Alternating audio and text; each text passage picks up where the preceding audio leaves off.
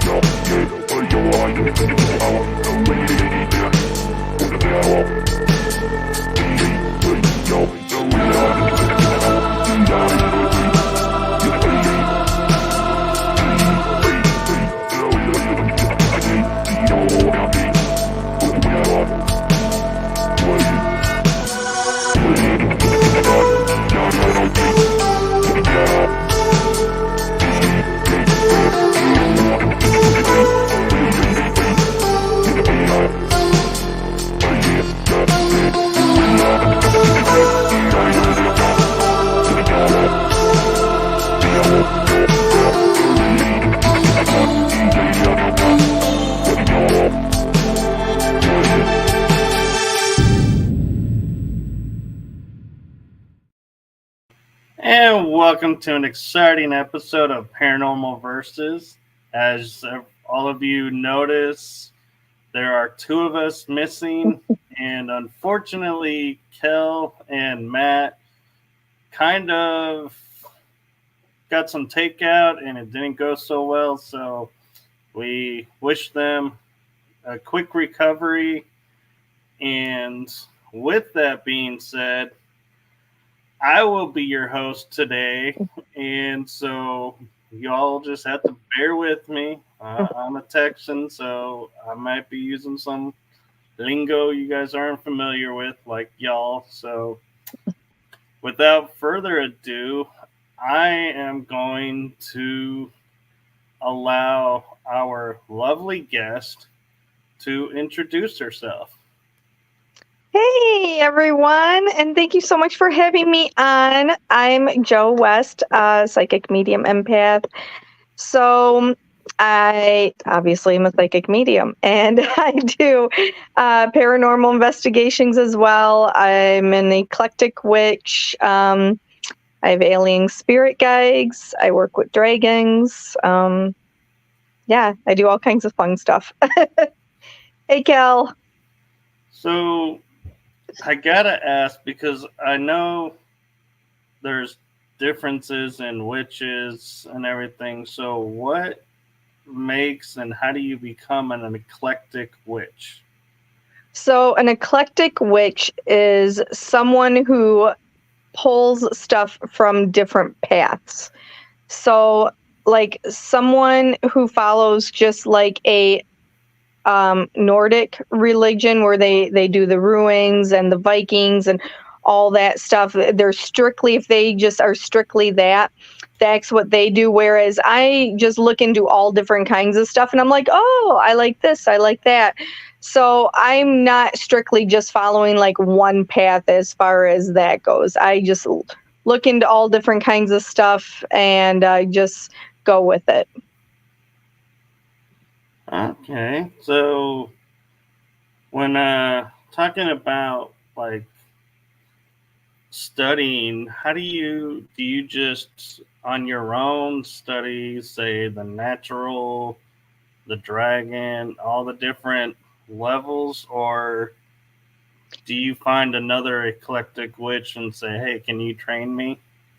Well, I have a lot of witch friends, and like if they're not on the same path as me or not doing the exact same thing that I am, then they'll just tell me how they do it, and then I can tweak it to make it my own. And if that doesn't work, then a lot of times I'm very much a wing it person. So I just will go out and I'll try to figure out something. Like I'll look onto Pinterest or YouTube or something if I can't figure something out, or I'll Google it. Google is my absolute, I love that. So yeah, I'll do that if one of my friends can't help me out with something. Okay, and so I think I remember you saying something about aliens. So do you find that connection with your witchcraft, or is that something totally separate? It kind of depends. So a lot of times, with my witchcraft, it's either one of two things. It's either something I want to do a spell with for whatever reason, or usually it's Hades or my alien guides will come to me and be like, you need to do this spell, and like just basically give me the knowledge of what I need to do, and I go with it from there. All right. So Kell is asking, Joe, how do you feel your intuition?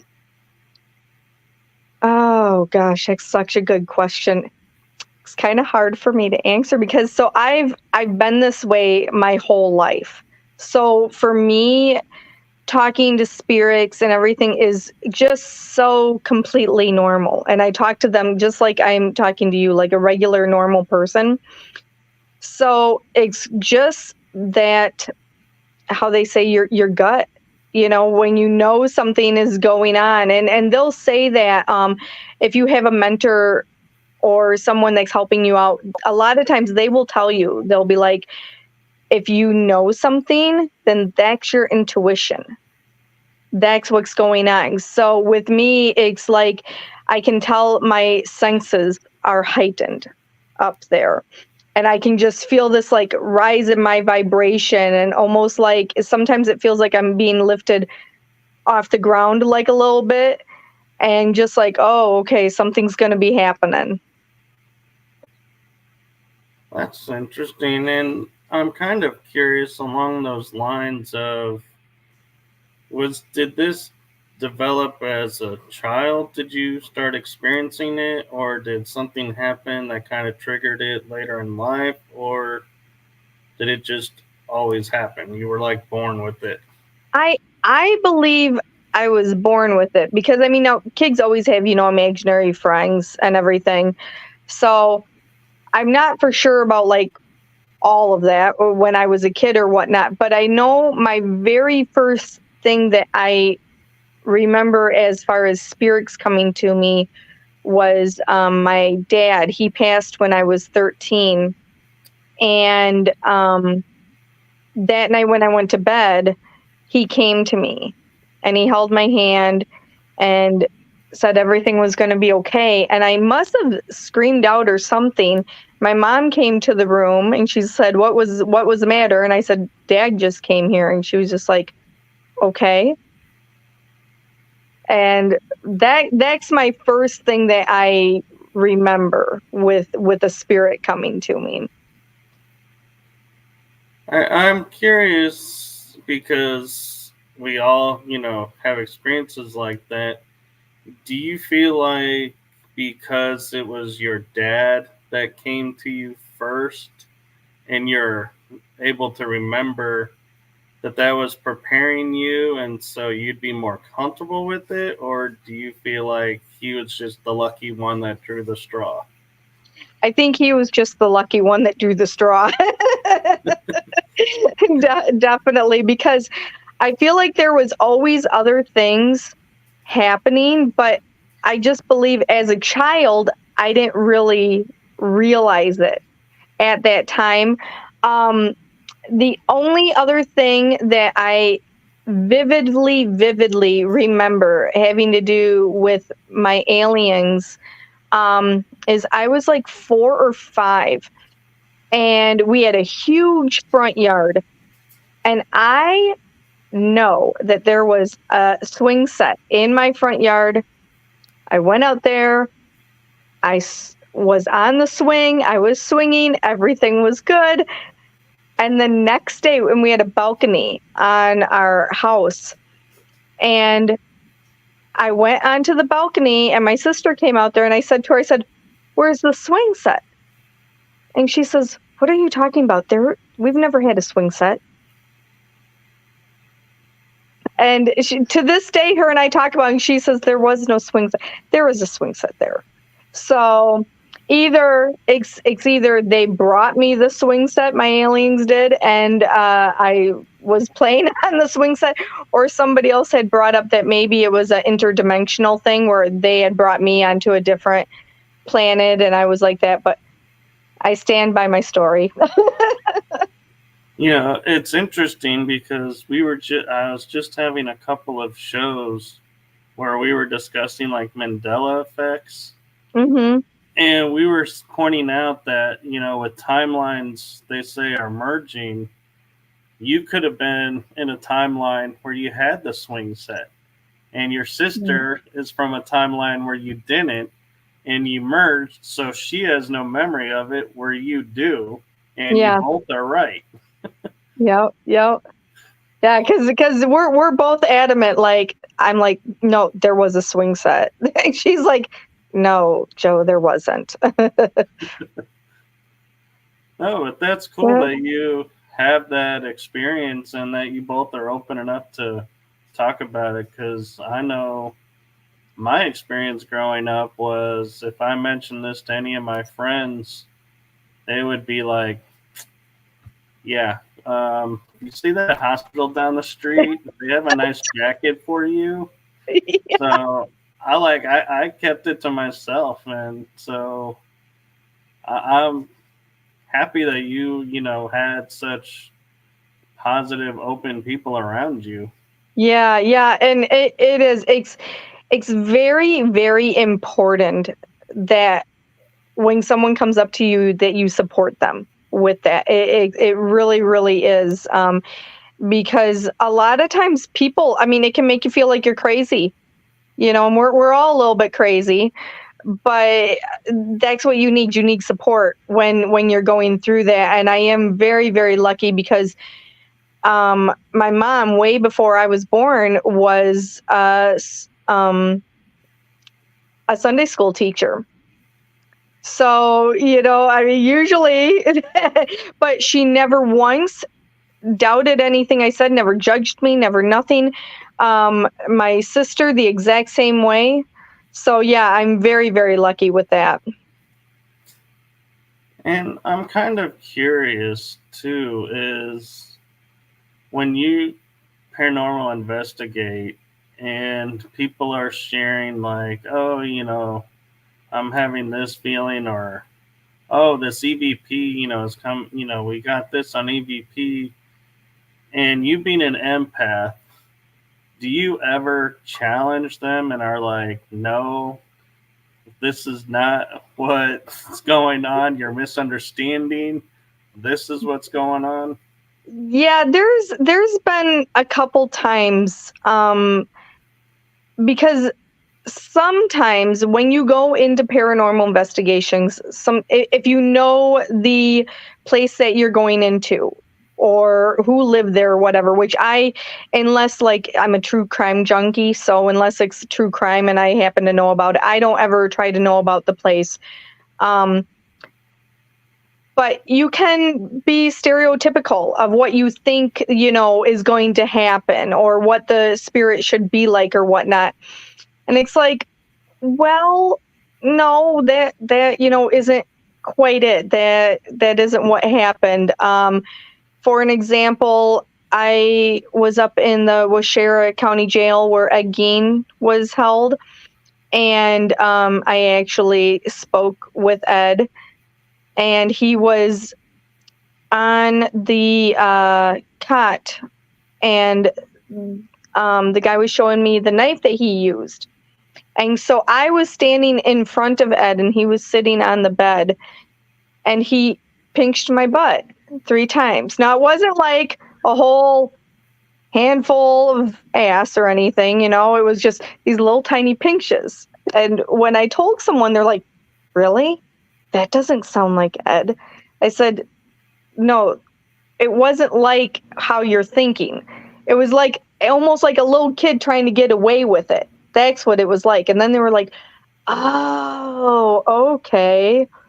So I always go into everything with an open mind, and if people choose to believe me, they can believe me. They can believe whatever they want to believe. It's all up to that person how open minded they want to be. All right, that's really cool. And Kel has a interesting question for you. She says, what's the best vivid vision you have had, and can you see anyone's futures at any time?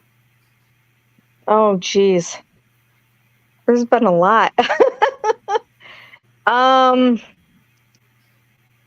Best vivid vision.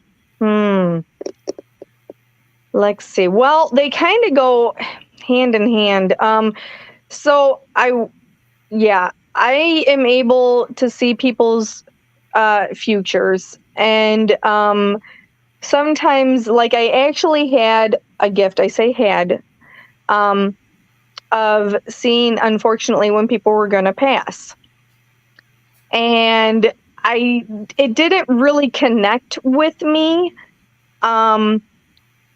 But then I realized what it was, and my cousin just had passed earlier this year, and that's when I realized, like, everything was coming together, and I was just like, it just overwhelmed me. And I was just like, I said, no, I don't want this gift anymore. Take it away.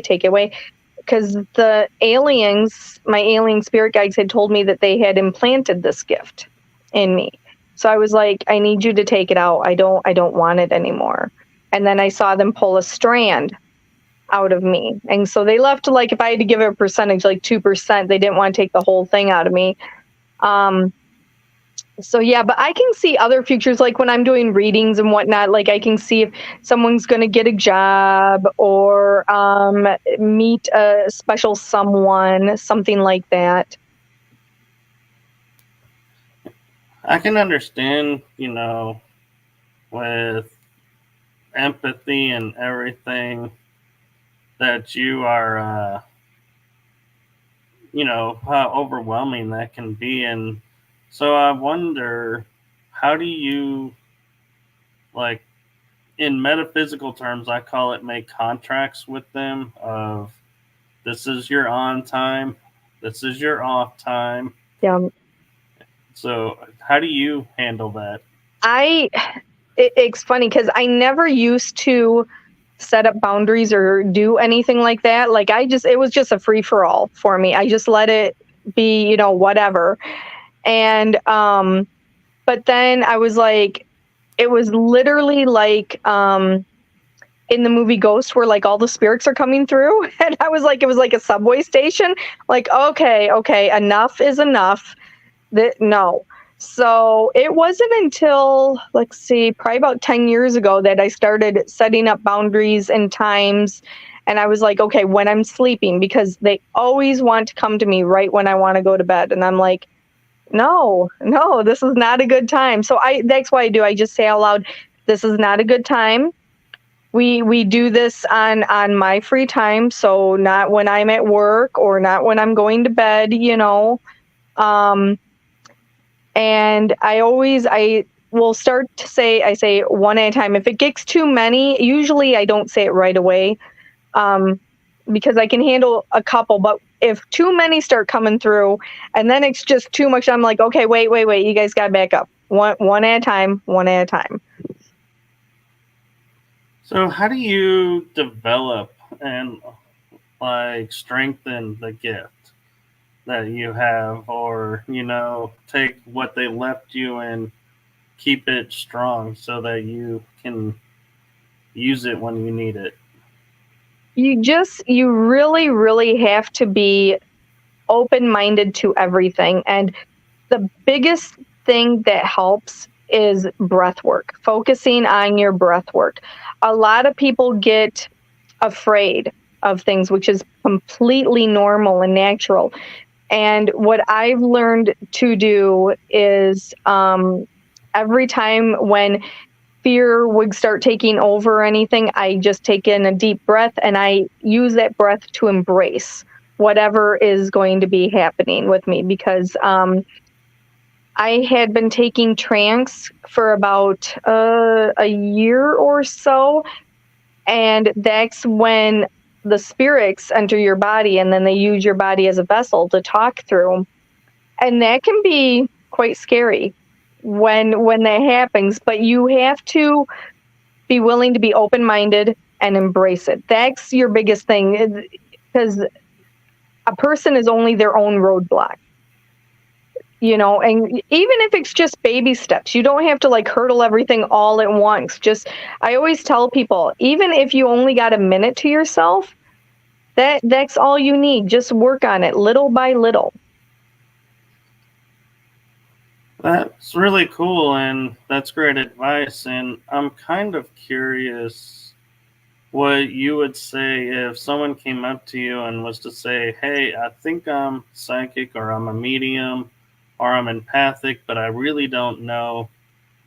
What would you advise to them to say?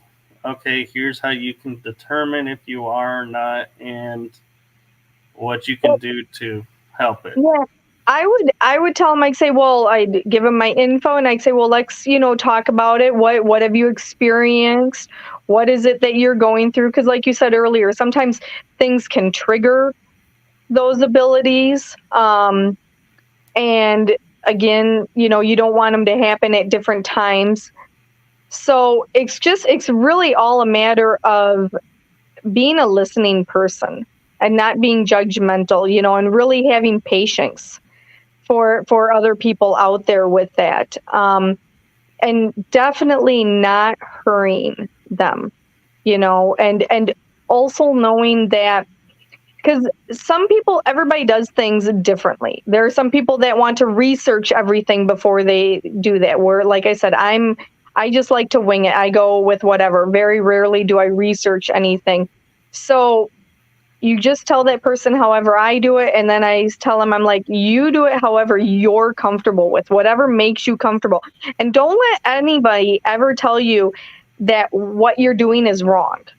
It's only wrong if you're putting yourself in harm's way. That's really sound advice because, yeah, I know a lot of people do that because they feel like their way is the right way.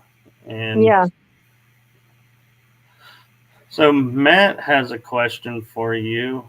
He says, Joe, are you ever out in public and find yourself reading strangers? All the time. All the time. I was, it's hard for me because I'm such a people person. Because like I said, a lot of people will put up boundaries before they leave their house. That's just a normal thing. I don't ever, very rarely do I ever do that. So I was actually just at the doctor's office not that long ago, and there was a receptionist there.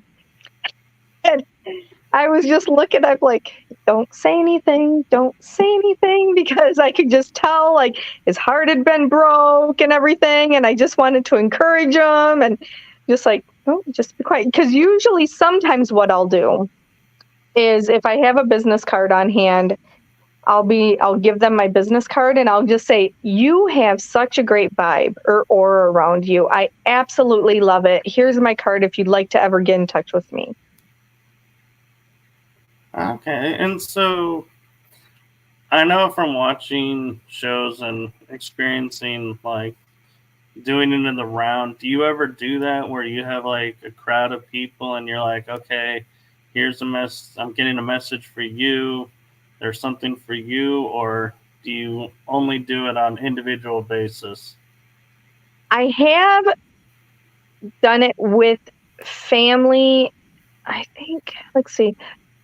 I have done it with a couple friends. I just haven't had the opportunity to do, like, they're called gallery readings. I haven't had the opportunity yet, but I would absolutely love to do that because I can definitely do that. But most of my stuff has been one-on-one or two-on-one. I've had people come in for readings where they've had like 3 people there, I think is the most I've done. Okay, so the reason I was gonna ask is because I've seen mediums and psychics who do the gallery, and they'll have one person, and the person's like, "Nope, that's not me. No, I, you're on the wrong path. That doesn't sound right. Nope." But they just keep going and going and going, and it's like there are several other people here. We're spending like 30 minutes on someone who keeps saying no. And then Exactly. they're finally like, okay, well, yeah, I'll leave you with that. And it's like, you could have done that like 30 minutes Yeah, ago. exactly. And the thing is with that is most of the time when you have a gallery reading, you have to pay for that. So I'm sure most people feel like they're getting gypped if they're not getting a reading, because I personally have been to a gallery reading, and there was a spirit right beside me, and I was waiting for the psychic to say something, and I kept looking over everyone. I'm like, no one sees the guy right here beside me, because there was another psychic right beside me, and I was just like, I'm like, and then it was afterwards that one of my friends was showing me pictures of her dad that had passed away. I was like, that's the guy. That's the guy that was right beside me, because I told her afterwards, I said, yeah, there was this guy beside me, but nobody said anything. I don't know who he was there for. He didn't tell me or whatnot. He just sat there and was looking, and then she showed me a picture, just so it was later on, and I was like, oh my God, that was him. Yeah. So, yeah, I totally feel you with that one. And it is interesting because you wonder if did they see, or was it because it was your friend's dad that only you were able to see? It could have been, because I'm not that close with her, so I don't know. I feel like, my personal opinion is, I feel like spirits come to whoever they feel comfortable with, whoever is like the most open to know that they're going to be respected and cared for and loved for. Yeah. So there's a question in the chat group. I'm not quite sure if this is in the realm of what you do, but they're asking what percent of the population can do telepathy? Well, I'm not for sure of the percentage, but I think that telepathy, it's not something I have mastered, but I feel like that's something that would take a lot of hard work and concentration. So I don't think that percentage would be very high at all. See, I kind of take a different view with that. Is I feel like the population as a whole, we all have gifts. Right. Yep. But if we don't, if we're taught not to use them, then they just go dormant. And so Definitely. that's really hard to answer that, because you'd almost want to say 100% of the population can do Right. it, but maybe only 2% of the population actually does it. Exactly. Yes. Yes. That is exactly it. Because I have so many people that say to me, "Oh gosh, I wish I could do what you do and everything." I'm like, you can. You can. It's seriously just a matter of opening up. Opening up. The thing is, once you open up, you basically have opened that portal for the spirits to come to you. And then it's a hard thing if you don't want it later on. Right, which brings up a good question of, when you open that door, how do you protect that door so only the right energy comes through and you don't get caught up in like the what I deem as like the dark energies that are out to manipulate and cause harm, so where you're only allowing the good energies in? So I believe that everybody does their own protection thing in their own way. I personally have specific jewelry that I wear. I should have actually wore it to show you. But because I work with dragons, it's labradorite. So it's a ring that all this was handmade for me by Lady of Lunar Magic. A ring, a bracelet, and earrings. So the labradorite is for my dragons, and they follow me. And then Hades is always with me, Hades and Persephone. So It's just a matter, and a lot of times I'll just feel like, oh, I need to bring this crystal with me, or I need to bring something else with me. And then whoever it is that I'm working with, whatever dragon or whoever, will just follow me to my different paranormal investigations. So, do you, when you are going to location and your empathy picks up and you're like, oh, no, this isn't going to be good? Do you ever stop, turn around, and say to people, hey, not going to be able to make it tonight? Because No, no, never. I'm usually, there has not been anything that has scared me yet. I'm going to say yet because I'm sure probably somewhere down the road there will be. I mean, I can feel when there's some heebie-jeebies, going on. I would say the most uncomfortable that I ever was again up at the Washera jail. It was so interesting because I was up there with Nick Simons and Aaron G. Thompson and Mike Minnick and a whole bunch of people.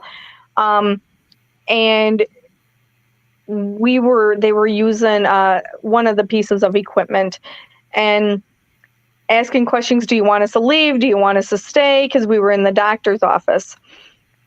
And then I think I said I would stay. And Nick says, do you want Joe to stay? And the thing lit up. So they're all like, okay, bye.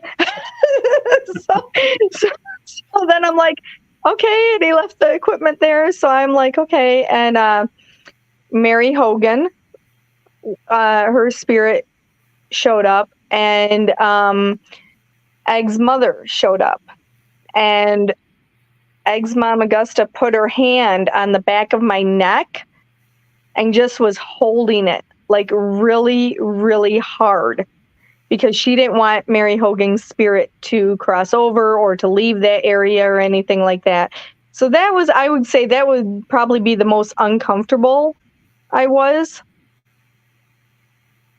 no, that's totally understandable. And, I'd probably feel the same way. And I have yet to come across something that makes me run. So I know how you feel about that. It's like, yeah, you go in feeling a little uneasy, but you're like, no, I can still hold my own. So we're Yep. okay. Right. Exactly. Yep. Kel is wanting to know, Joe, can you read people through the internet? Yes, I can. And I'm so glad you brought that up because I was in a group chat and I tell people all the time, I'm like, hey, if you ever need any help with an investigation or whatnot, just let me know. And one person, they must have been from the UK because they were like, oh, can you come to the UK and help me out? I'm like, well, you can actually send me pictures or videos and I can help you that way. And they were like, you can? Really? So, yeah, so I don't know if that's like not a common thing for other psychics or whatnot, but yeah, I can read people through the internet and I don't need a picture or a video most of the time though. When I'm helping another paranormal team, they'll tell me, send me pictures or whatnot of it. And I always tell them beforehand, don't tell me anything about the place. If you want to send me pictures, that's fine, but don't tell me anything about the place. Right. And I wonder if that's similar to like Reiki, where we can, as a Reiki master, I learned to remote heal and do Reiki work remotely. And what we do is we energetically see the person or place in front of us, do what we're going to do, and then we just visualize the energy going to that person or place or wherever. And so I'm wondering if that's the same ability that you have, is you just are able to say see the energy of the photo, which energy can be transmitted anyway, Right. via phone line, internet. Yep, exactly. Yeah, I would say so. I'd say it's the same thing, definitely. Yep. That's really cool, and I'll have to keep that in mind whenever I come up with something that's I'm looking at and going, I'm seeing something, but it just doesn't add up. Yep. So Matt is curious and is asking Joe, how long have you been interested in and practicing witchcraft? Ah, it's a good one. I honestly feel like witchcraft has probably been always a silent factor in my life, although I never knew it. Because I used to go to church. Like I said, my mom was a Sunday school teacher. So when I was a child, I had to go to Bible school and vacation Bible school, all that good stuff and that. And then I've gone to different churches off and on. My husband and I were married in a church. And I felt good when I was going to the church, like, oh, this is what I need. It filled me, and that, but it wasn't ever a long-term solution for me. Um, and it was not until there's a show on Netflix called Luna Nera, I believe. And when I watched that show, it was just like it clicked. And I'm like, that's it. I'm gonna do, and it was kind of scary because I was kind of like, oh, do I want to do this? Like so, and I wanted to, but then I was kind of like, oh, okay, so what do I do? Where do I begin? And then I just started looking into groups online on Facebook and everything, which then you're connected with all these people. So it's been, I'd say I was probably interested a lot longer than definitely I've been practicing it. I've been practicing it for about 4 years, but I feel like I've always been interested in it because I've always been very much an open-minded person. Yeah, and so I have an interesting perspective type question for you along those lines is because I know witchcraft is still a humdinger of a word that Yeah. people throw around every once in a while. But then there became paganism, Mhm. also brought up. And so I'm wondering your take on, I'm sure people are going to be giving me comments about this, but is there Probably. really a difference between paganism and witchcraft? I would say it definitely depends on who you're talking to, because there are some people that are strictly pagans. That's what they say, like that, strictly just a pagan. Just like there's people that are they're Wiccan. And me, I just say I'm an eclectic witch. I just, whatever it is I like to do, I like to do.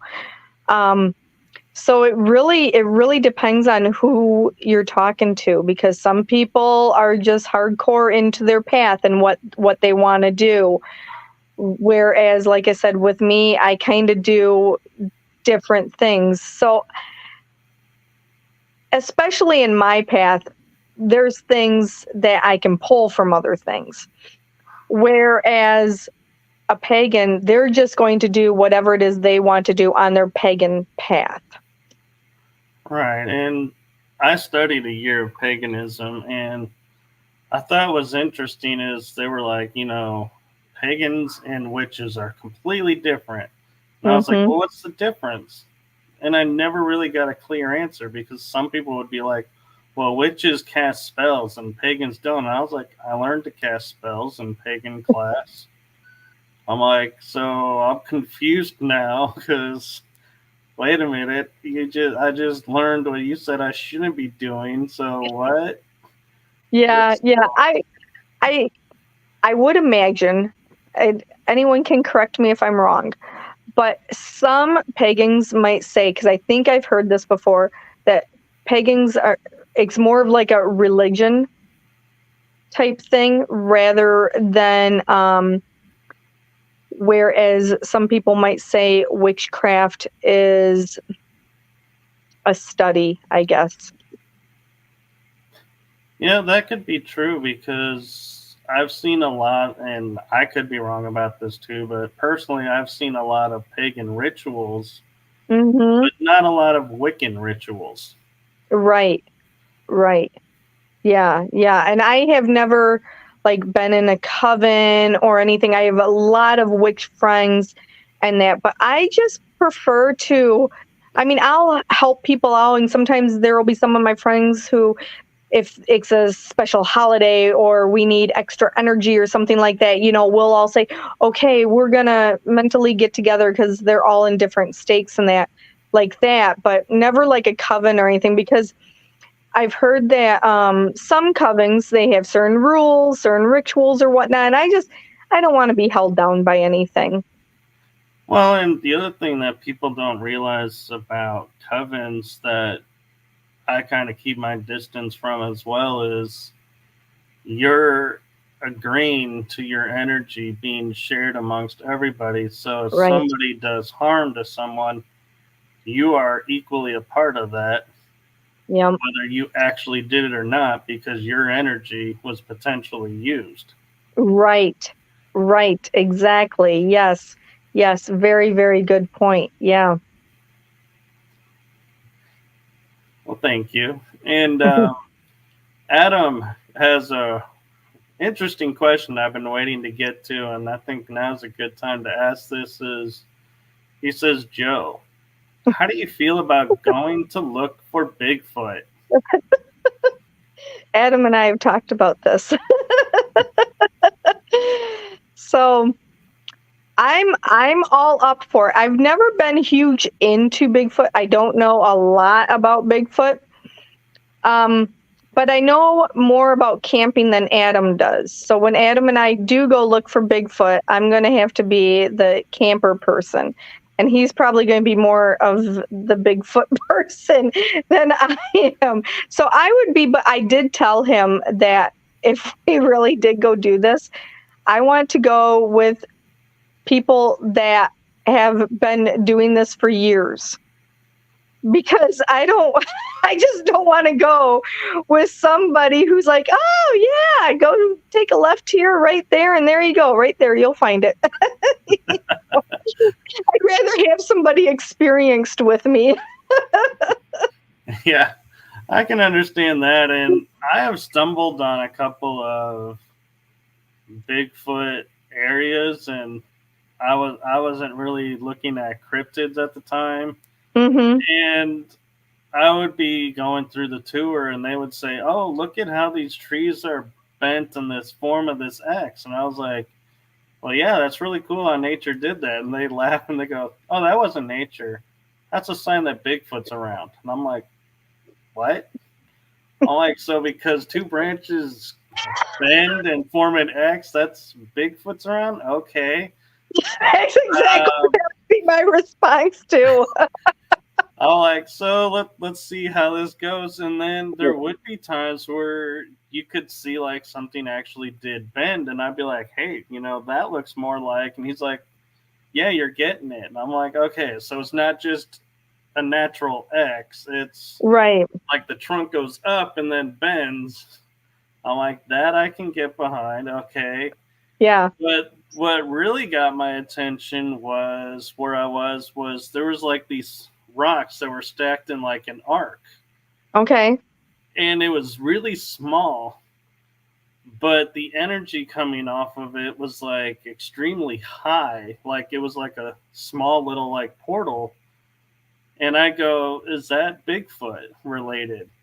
And he goes, it could be, that's something we've seen, but we're not so sure if that's Bigfoot or could be ET or something. And I was like, it's something because, yeah, there's a lot of energy coming across that thing. And it would be like just this small little art, like a leprechaun, like what we call leprechaun or elf size, not Right. Right. Yeah.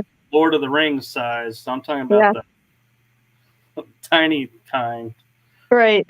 Well, and they say, I've heard some people say that they think that Bigfoot can go through different dimensions.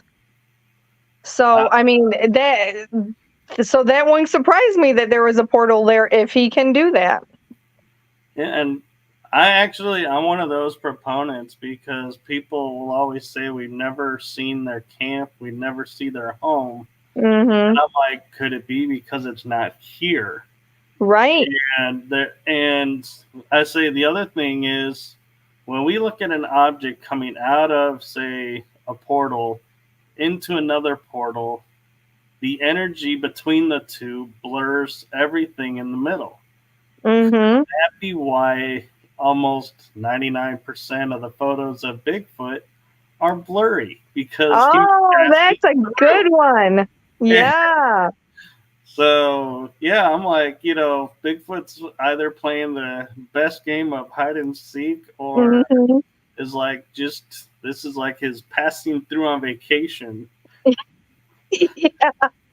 Yeah. I'm sure that he is very smart because he's definitely eluded us for this long. I mean, so Yeah. Oh, here's a good one. Kel has for you is Joe. Have you ever had to protect yourself from hexes from other witches? I did one time. So I left a witch group, not a coven, just like a Facebook group. Um, and they were just like mad crazy on my page and everything else because a lot of the people that were coming onto my page I had met through the group. So I just wanted to put it out there. Hey, I'm not associated with that group anymore. And that was literally all I said. And the next thing you know, everybody comes on there, why are you talking about that? And I'm like, whoa, like, calm down, So I had asked another witch, like, because they were going through the same thing. I'm like, okay, so what do I do? So that's when I found out how to ward and protect my name. And what I did is I wrote my name on a piece of paper. I put it in a small bottle with, I think, some white salt and amethyst. And then I put some glass and some rattlesnake fangs and all kinds of other things in the bottom of a bigger glass. And then I put, and I think I put white candle wax over the one with my name in it. And then I put that in there. And then I sealed the bigger glass up and I said, you will not say my name anymore. You will shut your mouth. You will not say my name anymore. Stuff like that. That's actually the only time I had to do that. Must have been really serious to put rattlesnake fangs in there. I tell you what, I don't mess around when it comes to my because I'm just picturing, man, the person that had to get those things for you and being like, man, this better be some serious things and not just somebody had a bad day kind of thing. I don't mess around when it comes to my spells. No, that's a good thing. And yeah.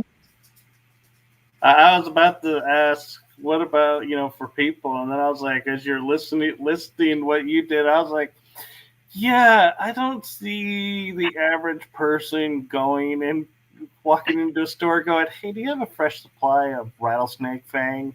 Yep, you can get them. I need this. You can get them on Etsy. Oh, I'm sure you can. That's yep. And that's the thing with shopping. Yeah, with spells, it's all about what you want. Because a lot of times, like I said, I don't do a lot of research into things and that. So I'm plan on doing another spell here pretty soon because somebody had tried to get my husband in trouble.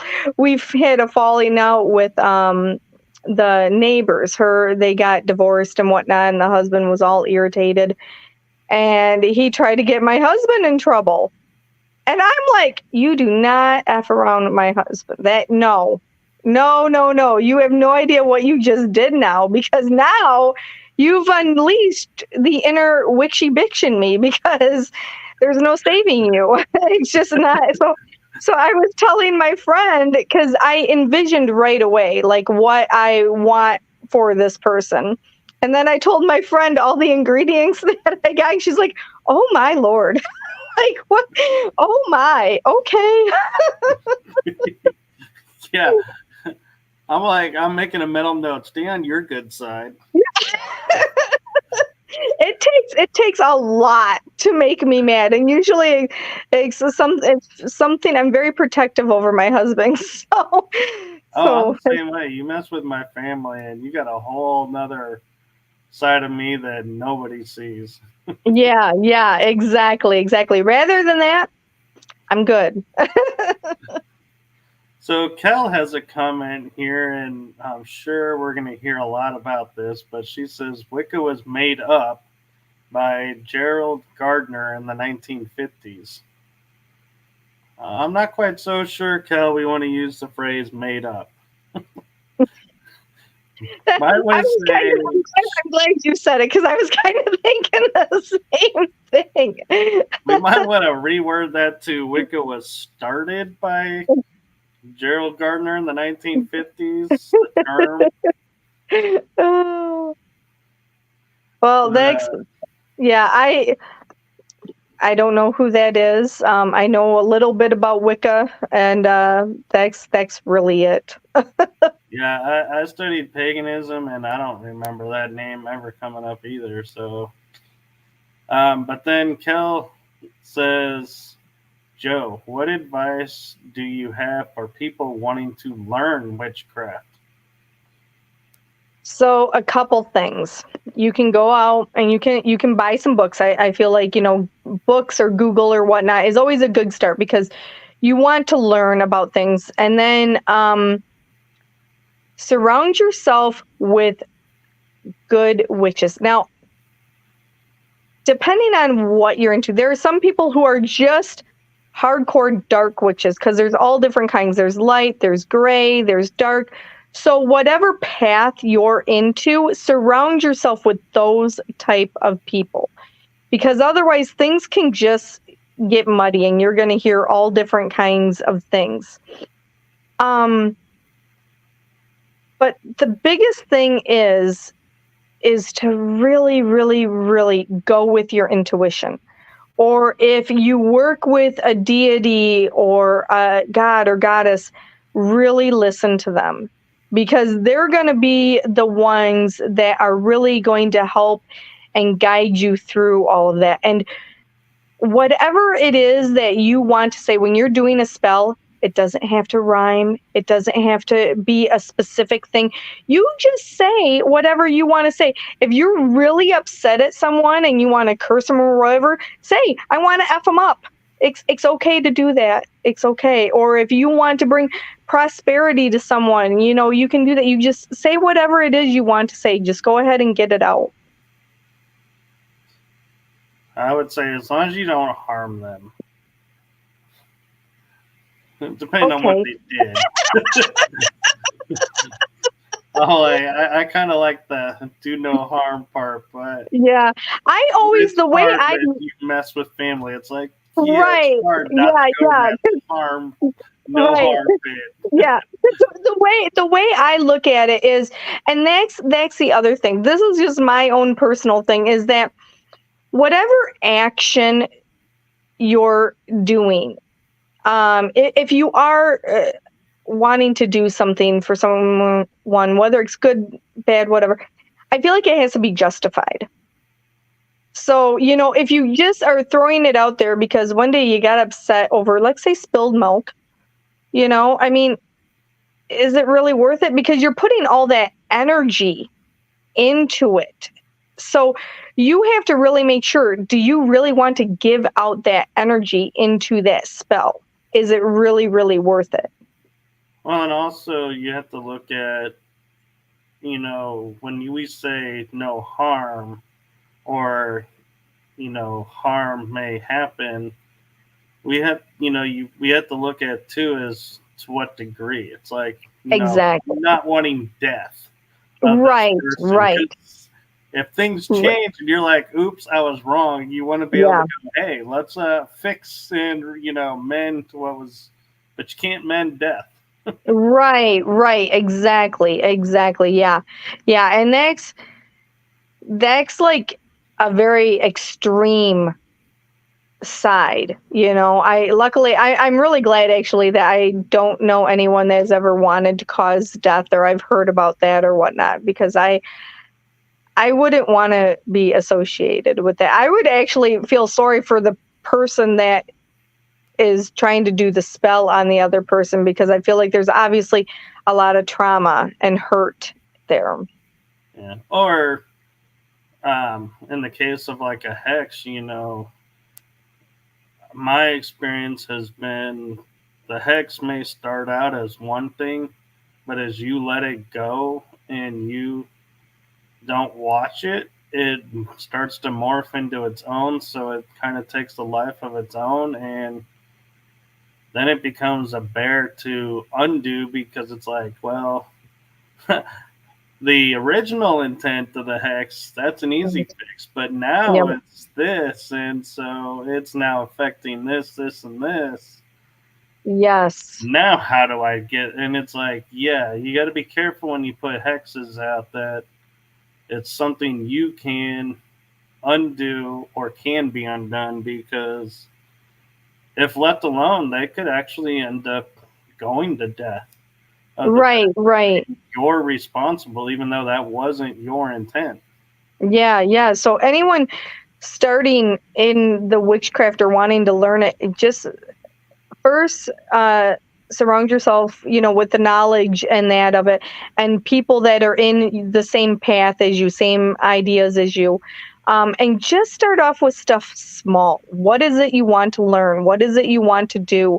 Real simple, easy stuff, and I would say wait until you feel confident enough and empowered enough to do it, and make sure it's really you that's talking and not your ego.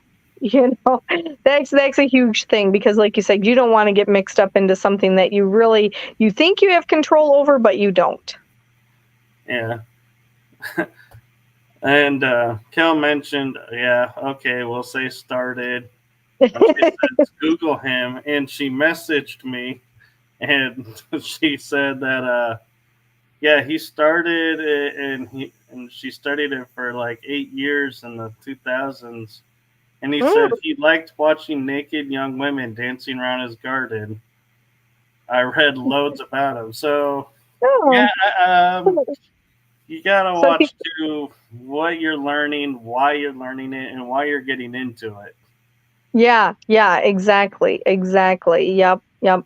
And listen to like other people's, perspectives on stuff. Don't ever just have your blinders on and just get focused on one thing, because a lot of times you're thinking about one thing or whatnot, but then you hear somebody else's perspective and it just changes everything. So always be open to that.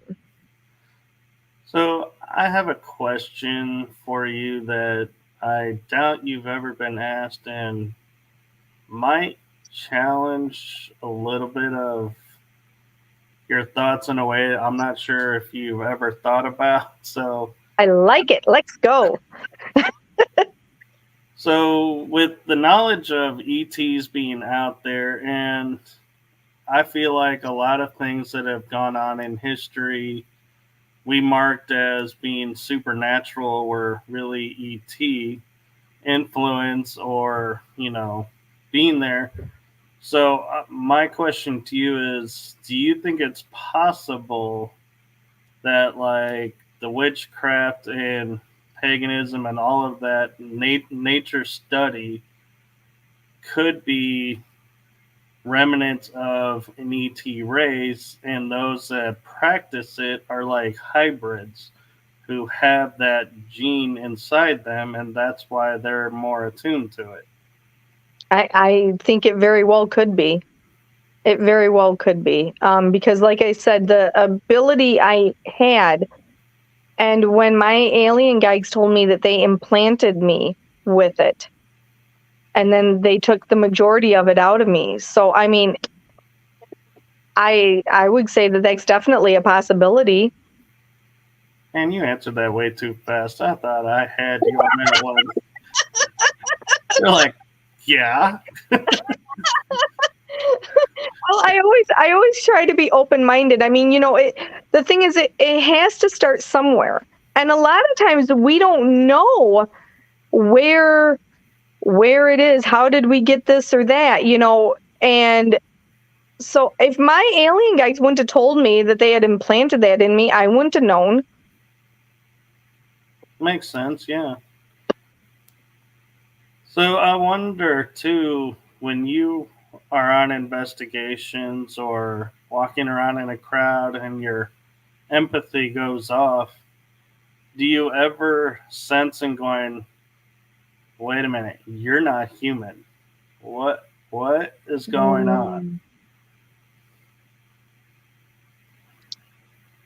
I don't think I have yet. Not that I can think of. Okay, or on the flip side of walking up to someone and you're like, I see someone coming up, but it's an empty shell. I can't feel anything coming from it, or it's like a complete blank. No, I've never had that happen. I've had something to where a paranormal team sent me a picture of a place, and I was like, not getting anything off of this picture. It's like completely peaceful and everything. And she's like, oh, well, that's where the thing happened. And I'm like, oh, I'm not getting anything off of there. So I don't know, what to tell you. No, and I think it's great you do that because I feel like there are some that when you say, I'm not getting anything, and they say, well, that's where this happened, you're like, well, maybe it's just an off day. And it's like you start to like cover the CYA maneuver and going, oh, Right, well, right. maybe I'm just, not picking it up. And there really is something there. Right. Yeah. I always tell everyone, whether I'm helping an investigation or a reading or anything, I'm like, I'm completely brutally honest about everything, and especially like in my readings, the message is not for me. It's for the other person. So it doesn't matter whether I understand it or not. The other person, and I tell them, you may not understand it right now, so if you want to talk to me in a day or two or whatnot, because I also always say, this is not wham bam, thank you ma'am, if you ever have any questions or anything, just give me a holler. Yeah, and I'm curious too, is have you ever been like reading someone and it's like there's a loved one there that's talking, and all of a sudden it's like you blink and it's no longer a loved one. It's like an ET or some other entity, and you're like, whoa, where did you come from? Or were you here the whole time and you just like totally played us being the family person? I haven't exactly had that. I've had it to where other guides have come through. Because like I've had a cat come through, and this person had no idea. I don't think they had cats or anything. I said, well, I'm kind of feeling like it might be a guide, because I feel like if it's a guide, it's usually a higher vibration. So that's why I usually say it's a guide. And that's why I tell people when I do my readings, I'm like, I've had guides come through. I've had, loved ones come through. And I also say, because this has happened a lot, to where I have had ancestors come through from long time. And so it would make perfect sense if you don't know who they are. But it's most of the time when they're coming from that far back, it's because they want you to embrace your lineage, of who you are, and just really, really embrace that. That's usually my experience when they've come through, why that is.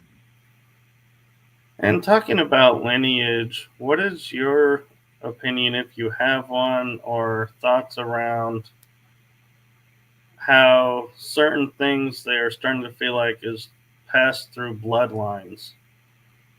I definitely believe that. I definitely do. Now, personally, I've done my own family history and I haven't found anything. But the thing is, like a lot of people say, you know, most of the time that stuff isn't wrote down.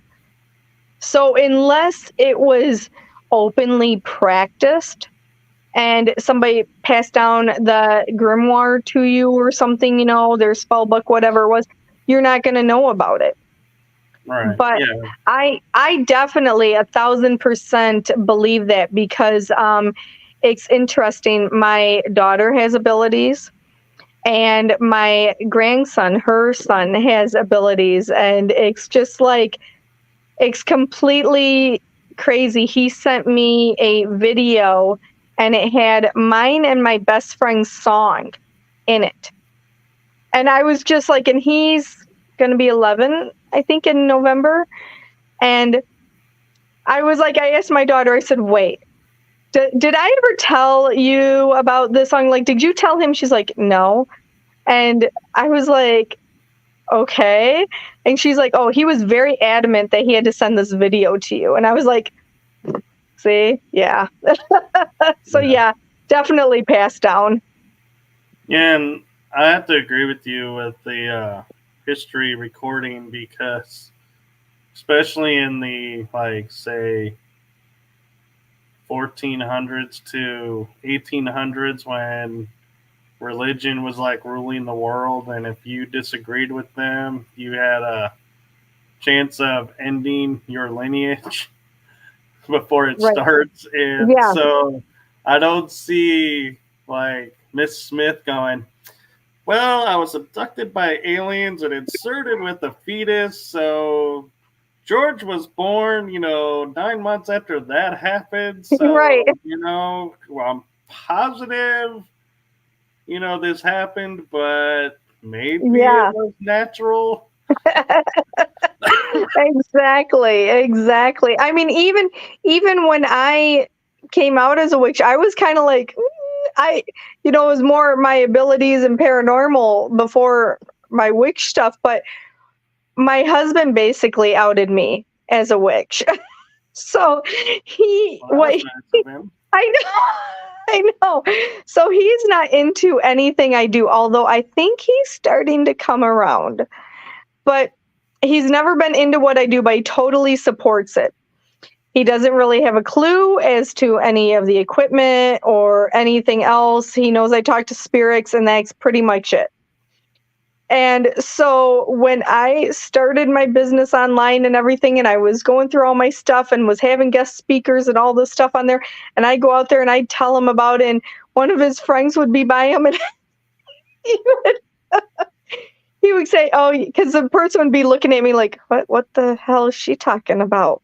And my husband would be like, oh, yeah, she's a witch. And it took like at least 5 times for me to tell him, I'm like, okay, so yes, I am a witch. That is different than my paranormal stuff. So, and he's finally now starting to get the hint. But that's what he would always say. Oh, yeah, she's a witch. And just leave it at that. That's it. So. So supportive. Yeah, exactly. Here you go, honey. Let me throw you out of that closet. There you go. That's like going, oh, he's a hitman. Right. Yep. Okay. Glad we left it at that. Yep. And then I was just like, yep, because he did that to one of his coworkers, and her wife came over, and he brought it up, and I'm just like, I'm thinking, you don't know what these people's religious stuff is or anything, I mean, you can't just throw it out there like the sky's blue. I feel like you got to have a little bit of tact with it, Oh, yeah. And does he, when he would tell people, would he tell you what he told them, or would you find out because I was right there? Like, so I hear you're a witch, and you're like, what? No, I was usually right there when he said it, and that's just how he'd say it. He'd just say, oh yeah, she's a witch. And that was it. Like, that was the conversation. She's a witch. And then they're just like looking at me like, what? I'm like, so see what you did now. Yeah. We won't be invited to that barbecue next year. Right. I'm just like, let me do the talking from now on. That, or when you have like friends or people you're like, yeah, I'm feeling like we're not getting along as well anymore. Go, hey, honey, Right. go tell them I'm a witch. Right. Yeah. Because Let's just cut this vine and, yep. cord, and we'll just sever ties this way. Yeah.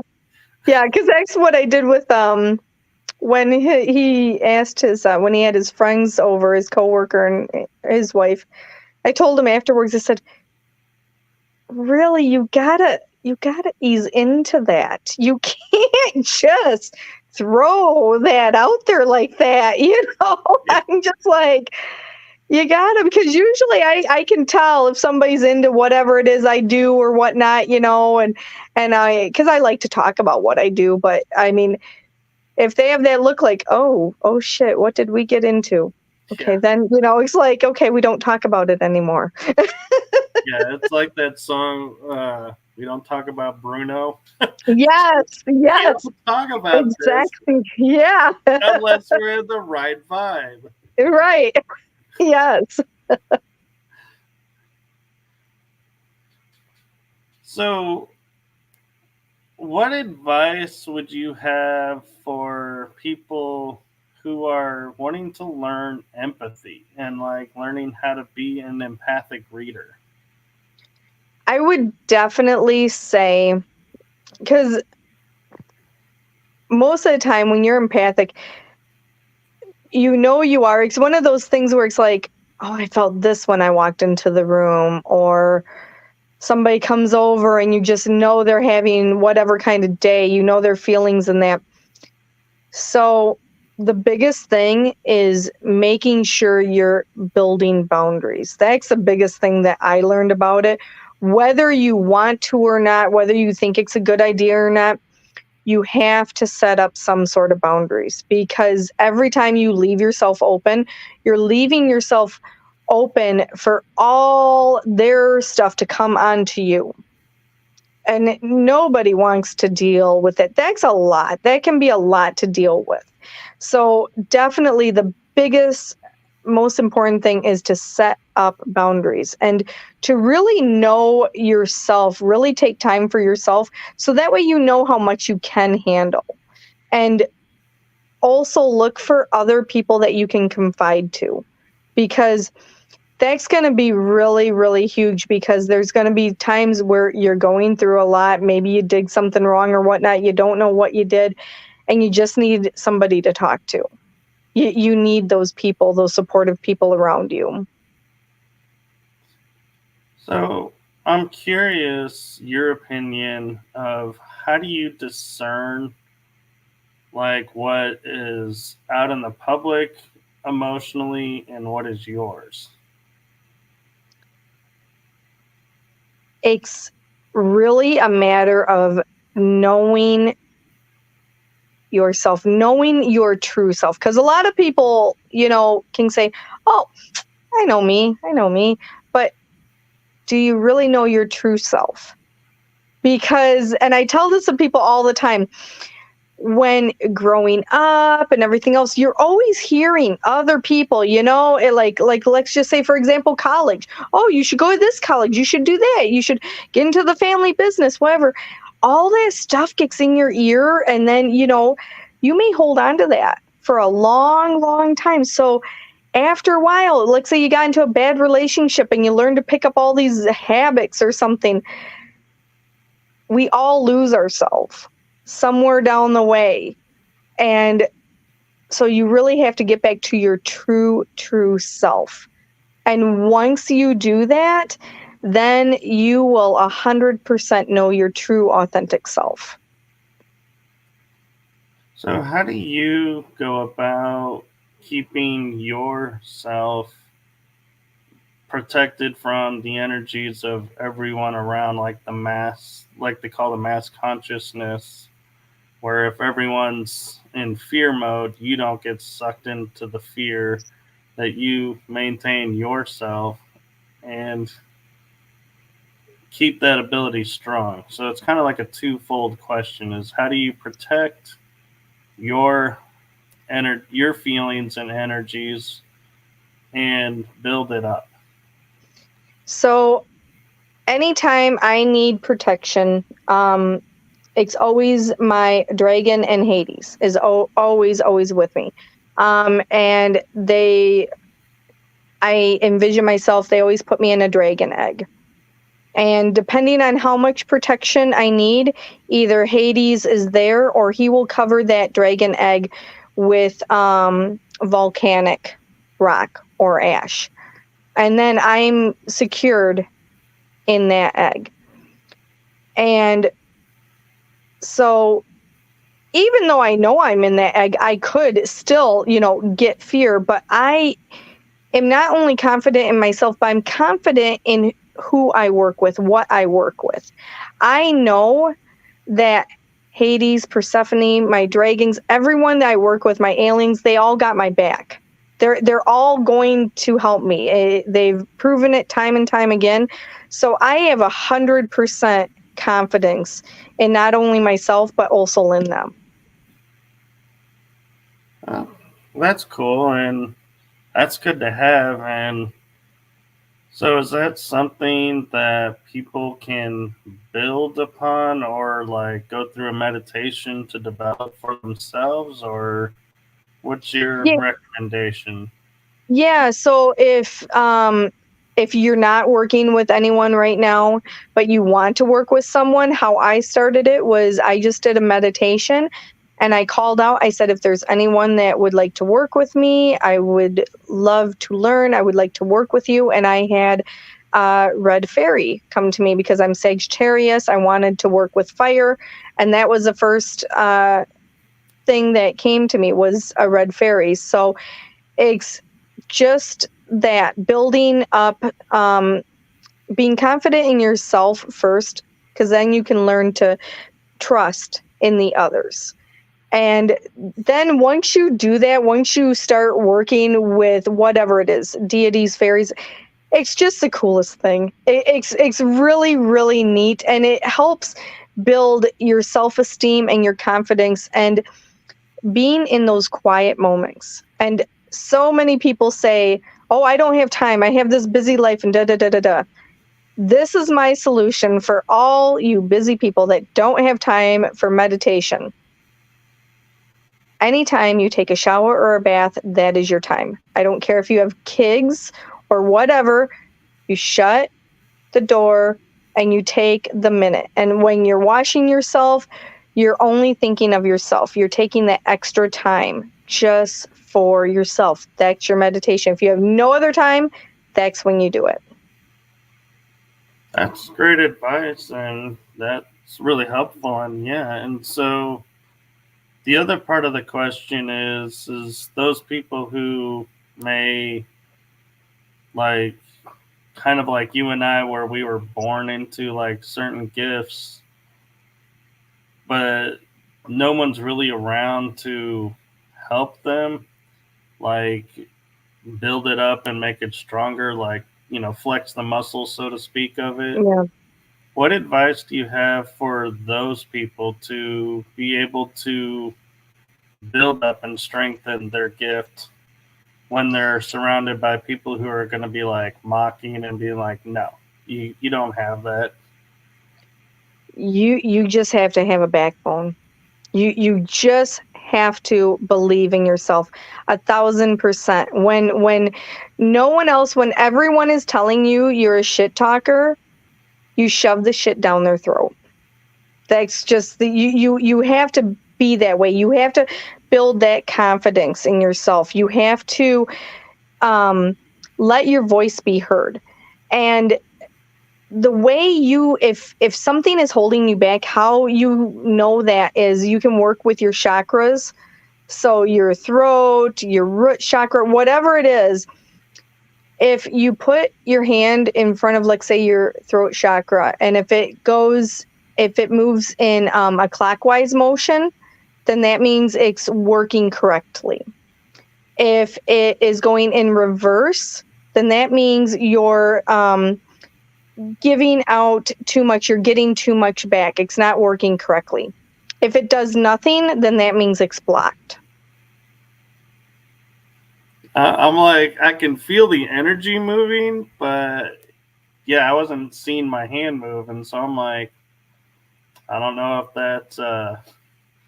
I have a feeling your throat chakra isn't blocked. Yeah, I don't think so either. That would Yeah. be someone of a lot of energy would have to put up that one, and Yeah. I would Yeah, have to be exactly. like catatonic to go, okay. Yep, exactly. And the other thing is, if there's someone like that, like what you were saying, go around, have other people that are opposite of you like that have that no filter, outspoken and everything. So that way it kind of gives you confidence, and you can kind of be like, oh, you really just said that? What? You did that? So I think that that's like one of the best things. It's funny you say that because I have on my shows a few guests that I'm like, I admit to them before the show, like, I'm in awestruck that you're on my show. And it's like I had to ground myself and like be there. But when the show is over and we, kind of decompress and process everything and are like, we say our goodbyes, my first thought always is, oh my God, I can't believe I just went toe to toe on equal level with them. And I'm like, I feel so like, wow, I held my own. Yes. I was the exact same way when I had Nick Simons from 28 Days Haunted on my show. I was just like, oh my God, you want to be on mine? Okay. Yeah. And what was funny is a pair of guests that I had on because they do a show together. And when I told them that, they laughed and they were like, oh, wow, so you're at that stage. We were there too. And it was like, oh, cool. So I'm not the only one that's like going through this. Yeah. I do have a funny story. I was at the grocery store and just by myself doing the self checkout. And I'd had my business page for a couple years now, doing my lives and everything.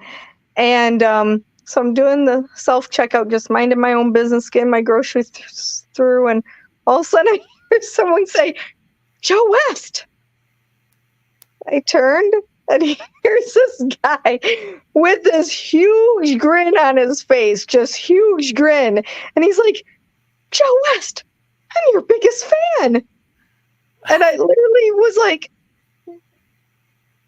me? Like, I didn't know, like, what do you say, So I just said, oh, can I give you a hug? Because I don't know what to say. I'm like, oh, that's great, thank you. Like, so now me and my husband joke about it. I do have one fan, and he's my biggest one. Yeah. I remember talking to a network and my co-host at the time and saying, yeah, I had someone approach me to be a guest on the show, and they were like talking about how they're such a fan of the show, and I was like, I have my first fan, and it's like I'm on cloud nine because I'm like, I never thought I would have fans, and it's like, you don't think Exactly. about that, and it's like, oh, I have fans. Wow. Yeah, it's funny because at the time when that happened, this was at it's called Woodman's grocery store, and they were building a Hy-Vee right across from it. I said, oh, well, and Woodman's usually very rarely ever does commercials. But I said, well, you never know. Now Woodman's might do commercials, because what does Woodman's have that Hy-Vee doesn't? Or it was Festival that they don't have? They have Joe West. They don't, because I shop at Woodman's. So Yeah. But yeah, and it was funny too. Is one of my co-hosts that I had at the time, my second co-host, she said that she went to a event and this person walked up to her and she goes, "I know you," and I'm like, "Well, yeah, that's cool. That she knew you." And she goes, "No, I had never met this person." I was like, "Oh." She goes, "And she knew me because she had seen me on your show. She was a guest of yours." And I was like, "Oh, I know exactly who you're talking about." And that is so funny. It's so cool. And I was like, so it was another one of those moments where it's like I block and like kind of implant in me is that feeling of going for those days when I'm like feeling overwhelmed and going, why am I doing this? So it's like I'll hit that spot and be like, there are people that are recognizing the show, and so Yes. that's for doing things right. And it's like I bring myself out of it, and it's like, but it's such a euphoric feeling when you're sitting there and you're like, I can't, believe, but it is true. People recognize me from my work on the shows and other things, and it's like that is so like wild to feel because it's like I'm not a celebrity, but at the same time I'm getting Right. technically the celebrity treatment.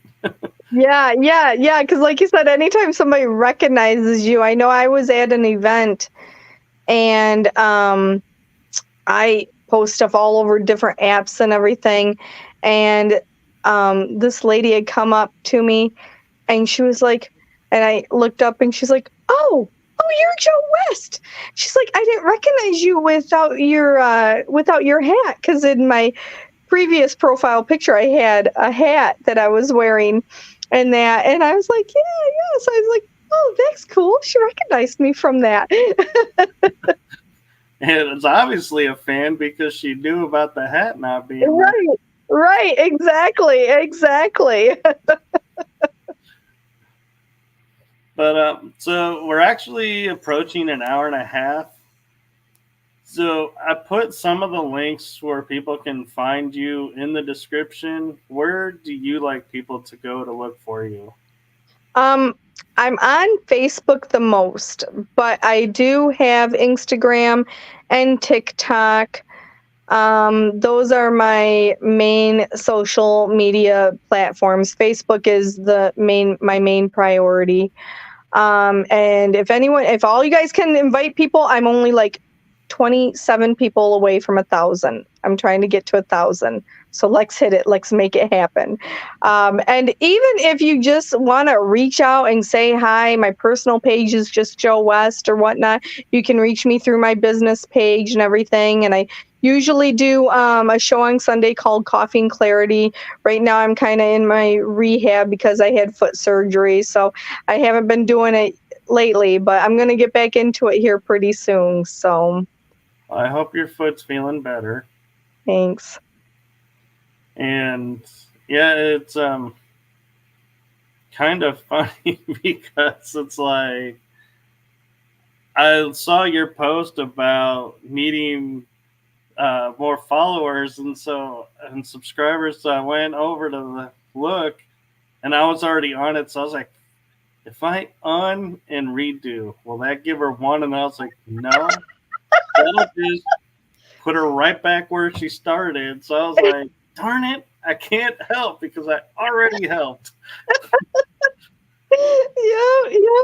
Yeah. So I'm almost there, and I'm sure I will be there pretty soon. So Well, I'm sure you have fans that are watching this, and yes, people in the chat group will hop on over and be liking your page.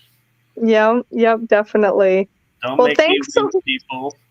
yeah, and thank you so much for having me on. It was so good chatting with you and seeing everyone.